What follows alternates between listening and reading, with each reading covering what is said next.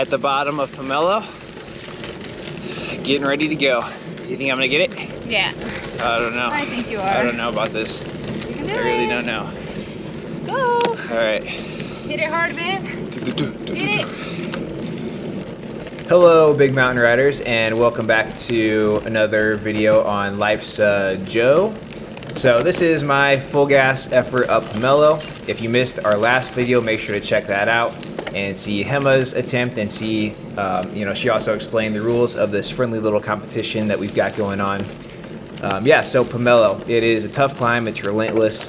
The road surface is pretty horrible, and yeah, it's just super steep, pretty much all the way up. There's a couple sections where it eases up a little bit, but nothing really below like 7-8%, and the average is 14. So you can see here I started out a little bit hard. My goal power for the climb was 420 watts. So the first minute or so, I think I averaged a bit higher than that. You can see here I did bring it down. I was able to kind of catch it early on, which is always good. And the first minute, it's not too big of a deal if you're a bit higher. You just don't want to hold that very deep in. So I was able to kind of sustain myself, bring the power back down, and just started getting to the rhythm here. My breathing at this point wasn't too bad, but I was trying to get it under control and just kind of focus on starting to build up a bit of a rhythm. So it's been a while since I've gone for a full gas effort. So my target was a bit lower than my max for the estimated time of this segment. But my legs are definitely not firing full gas with having a long time since I have really gone for a max pace effort. So whenever I do go 100% and give it my all on a segment, I always like to try and run a negative split. I've always just found that it's a lot easier pacing wise and mentally if you're starting out a little bit slower than your target, and then you can make up for it on the second half. If you start out too hard, then you end up suffering through the rest of the climb, and it gets a lot harder to hold it at the end. But if you start out just a little bit below what you're aiming for, the first half feels really easy, and then you can really dig yourself into some pain in the second half and still be able to kind of pull your way through it. So that's what I did here. And actually I was a little bit more evenly paced than I was probably even aiming for, but I did have more in my legs than I originally thought as well. So you'll see at the end what I ended up averaging. But here we're coming up on the halfway point, and that's when I'm really starting to feel it. And that's how I also do know that my pacing strategy was on point. I've always found that about halfway through you should really start hurting.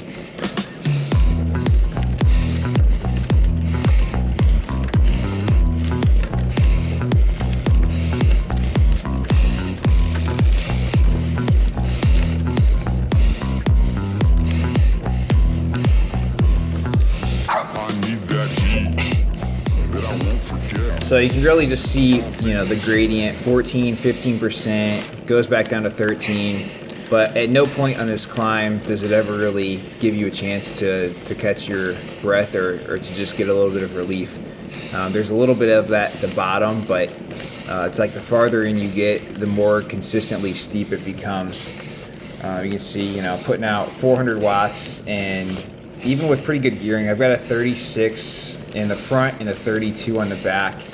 And it's still, in my easiest gear, dropping down at some points to like 80 RPM, and I think farther on you'll see it drop even farther. So for the most part though, did a pretty good job considering the gradient, just keeping the cadence up. Makes it a lot easier once you get a bit farther in if you are doing a higher cadence. If you've got too low of a cadence, you'll really start to feel the burn. But here you can see it going down, so 65, and I'm doing 450 watts. But that's what 18% gets you. So at this point, I know I'm getting close to the end. I think we go around this next corner. You can actually, I think it's for the first time that you can see the top. It is a little bit of a trick though, because you've got one more corner that you can't really tell is coming up. So yeah, 20% there. So it's just crazy. crazy relentlessly steep.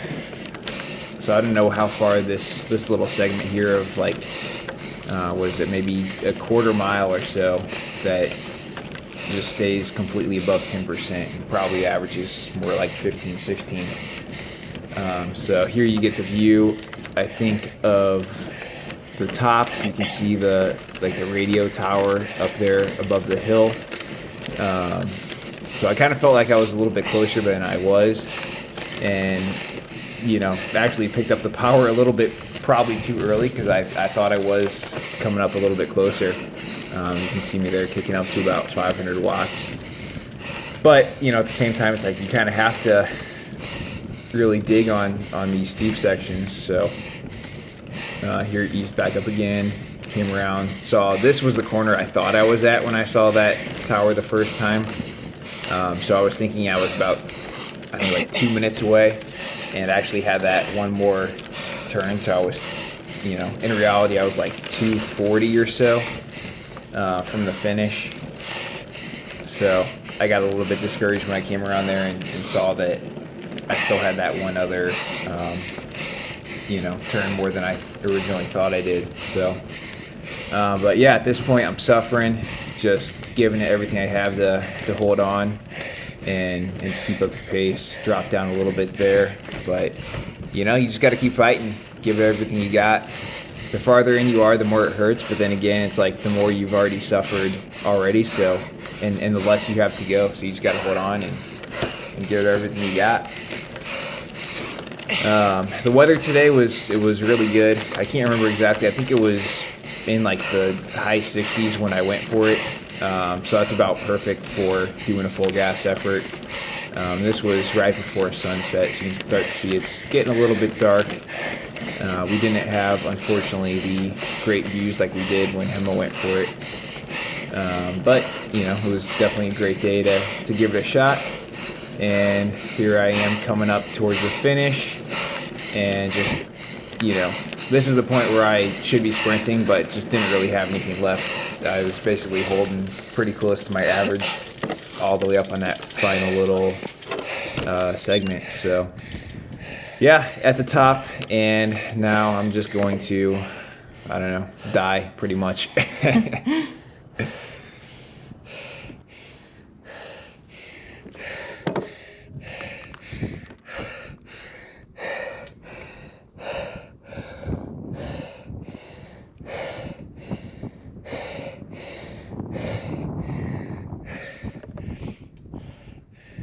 Oh man, that was about 45 seconds off.